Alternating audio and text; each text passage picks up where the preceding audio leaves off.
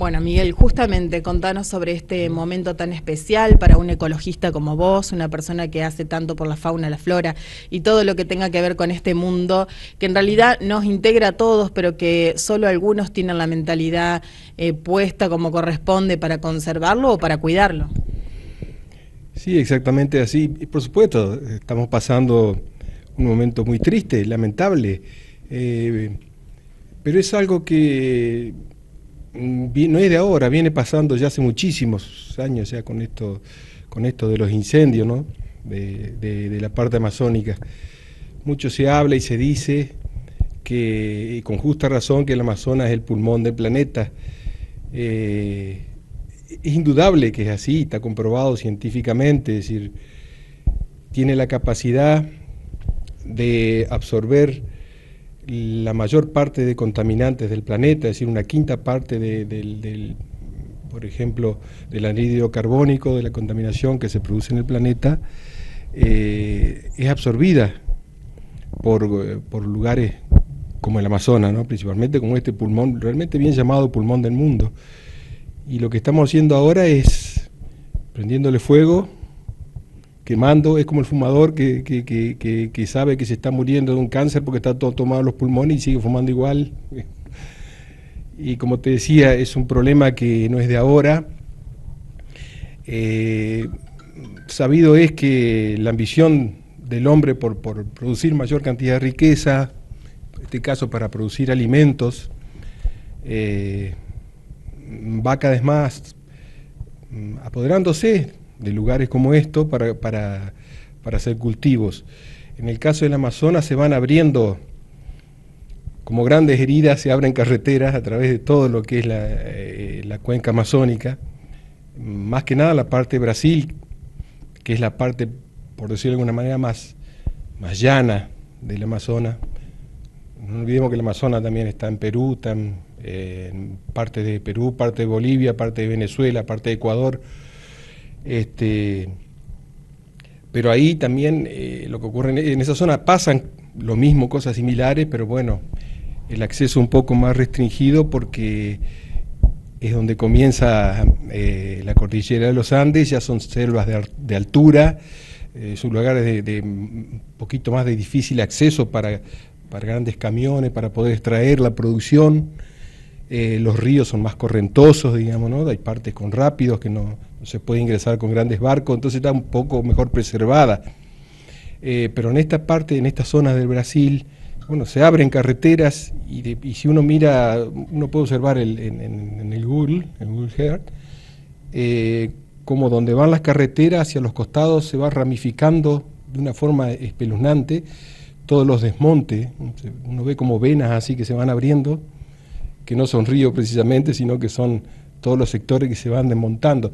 Allí se saca la selva por costumbre y se prende fuego para poder tener acceso a campos de cultivo, a sembrar pasturas para animales o a hacer cierta producción de alimentos.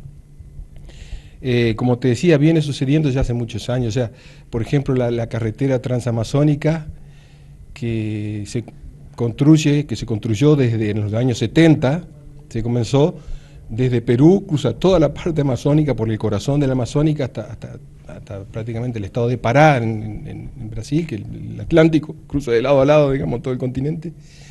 Y bueno, eso hace que bueno, se vaya instalando cada vez más gente ahí, y por supuesto los desplazados son la gente que hace miles y miles de años que vive ahí, que son las comunidades indígenas que están acostumbradas a vivir y a convivir de toda la gran biodiversidad, de esa gran biodiversidad que es la cuenca amazónica.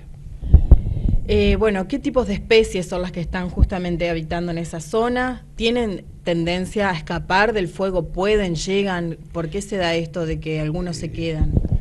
Si querés te la enumero. Por hectárea puede llegar a haber 150 o 200 especies de árboles distintos. ¿Sí? Cuando uno habla de biodiversidad, habla de la gran variedad de especies. Es decir, es incontable, innumerable. En el caso de las aves, algunas pueden migrar porque pueden volar, pero la nidificación, los lugares, su ambiente natural desaparece. Ni que hablar de las millones de especies vegetales, de insectos que forman parte de esta gran biodiversidad, y de animales, por supuesto, mayores también. Uno está acostumbrado a hacerse problema porque ve que puede morir un yaguareté, qué sé yo, en definitiva, un mono, pero no nos olvidemos también que la biodiversidad es mucho más amplia que eso, que los mamíferos superiores, por llamarlo de alguna manera, ¿no?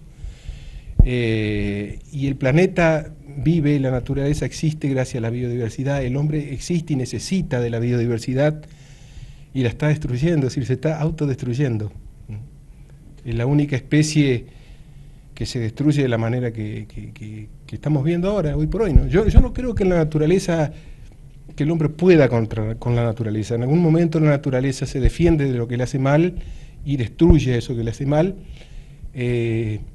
Todas las especies, yo siempre digo que no es que desaparezcan, sino que se van acomodando, se van suplantando, se van reestructurando, se van rearmando, se van adaptando. ¿Y las familias indígenas? ¿Se van, se mueven, se van corriendo? No, las familias terminan son comunidades que terminan desapareciendo porque porque ellos justamente son parte de esta, en los conceptos de lo que es ecología moderna, entra a jugar en parte también el hombre, y muy especialmente el hombre indígena que vive de lo que es la naturaleza, es parte misma de la naturaleza. Nosotros somos también parte de la naturaleza, pero bueno, nosotros vivimos en nuestras comunidades, en nuestras ciudades, entonces lo difícil es lograr eso, vivir en armonía con lo que nosotros tenemos.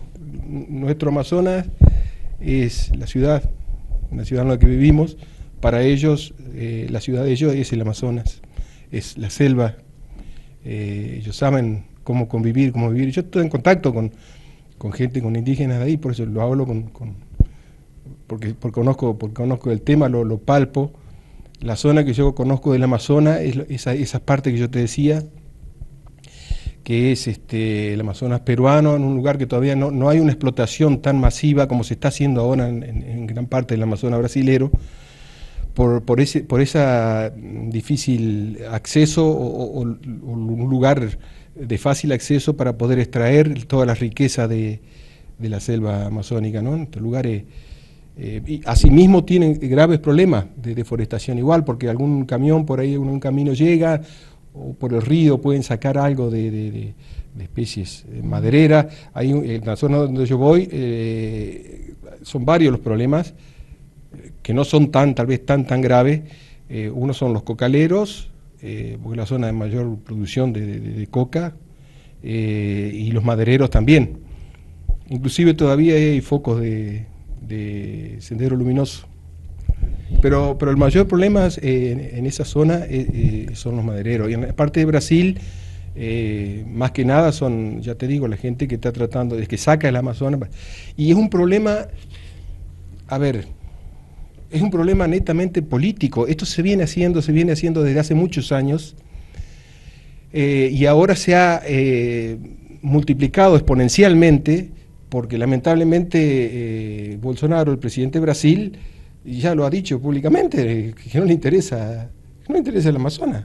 Entonces toda esta gente que estaba ahí a la expectativa, esperando de que no lo jodan, ahora está aprovechando, desmonta, saca todas las partes del monte para poder producir algo. Un error gravísimo aparte, porque el que conoce lo que es el suelo amazónico, la parte fértil del suelo es muy finita, muy baja, digamos, no tiene profundidad. Muy extremadamente fértil, pero de poca profundidad. Eso, al sacar la selva, que es toda esa biodiversidad mantenida en el suelo mismo y en la selva misma, por lo que es, desaparece, por lo tanto la cantidad de nutrientes del suelo también desaparece, junto con la pérdida del microflora, de la microfauna de esos suelos, ¿no? Es decir, que muy poco tiempo dura ¿Y ha llovido o está lloviendo? ¿Qué sabes? ¿Cuál es la última información que manejas? Pero lo que pasa es que toda la cuenca amazónica, no es que el incendio está en un lado, son focos desparramados por todo el país. Puede llover en una parte del país y va a ocupar el 2% de lo que es la superficie que se está incendiando, porque son focos en distintos lugares, es lo que tengo entendido. Que son los focos de incendio que desde siempre existen, sino que, como ya te decía, se han aumentado exponencialmente por este problema, pero son todos incendios producidos por el hombre, y por más que llueva en una parte, en otra parte no alcanza. Sí, muchos dicen también que por el problema de que ha habido un año seco. No, ha habido años más secos todavía. ¿Y los aviones hidrantes, está bien dicho, colaboran, ayudan en algo o es un gasto?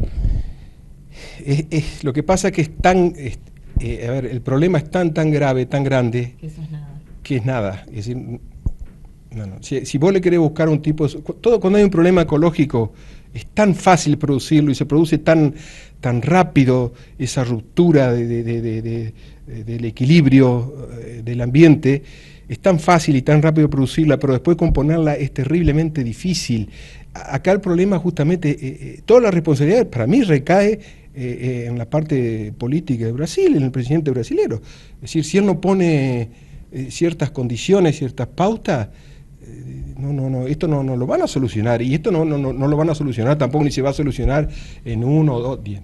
Si bien es cierto que la selva se recompone muy rápidamente, estamos hablando de 20, 30, 40 años, digamos, para que haya cierta recomposición, ¿no? Pero todas las selvas están siendo degradadas y los montes nativos están siendo degradados a pasos agigantados. Esos problemas los tenemos acá en la Argentina. Yo he ido a la parte del Chaco Seco, he andado por Formosa, porque sabés que me gustan todas esas cosas y trato de ir a esos lugares, investigar y bueno, y es tremendo ver los incendios que ahí se producen, porque se saca todo el monte para producir cosas que a lo mejor, a ver, se tiene que empezar a trabajar de otra manera y a producir de otra manera. Ese es el quid de la cuestión y el secreto. Acá se habla en Brasil de los ganaderos, bueno, porque hay mucha ganadería, estas tierras se adaptan para ganadería, pero tampoco, yo no sé si ahí es una tierra apta o no para ganadería. En el caso nuestro, por ejemplo, yo mismo tengo un pedacito de monte muy chiquitito en forma de muestra en la zona y tengo producción ganadera, es decir, la ganadería en cierta manera es compatible con el medio ambiente. Eso que quiero que quede bien claro, ¿no es cierto? Que se entienda, la ganadería es compatible en cierta medida con el medio ambiente. Yo un pedacito de monte, si me da para tener 20 vacas, no puedo poner 60, es decir, en este sentido, bueno, la naturaleza tiene siempre cierta resiliencia, que uno tiene que saber manejarla o hasta dónde llegar, hasta dónde no llegar. Esa es la función de los técnicos, tendrían que ser ahora, empezar a explicar para producir de una forma más sustentable, para poder alimentarnos mejor y para poder preservar y vivir en armonía también con el medio ambiente, ¿no? Ese es el problema concreto que está sucediendo hoy en Brasil. Y es una lástima porque, como ya te decía, uno saca esta increíble biodiversidad para hacer un desierto verde, como es un cultivo de una sola especie. Y el quid de la cuestión pasa por la protección de la biodiversidad. El mundo, el hombre, precisa de la biodiversidad. Y si nosotros atentamos con la biodiversidad, es lo mismo que atentar contra nosotros mismos, ¿no?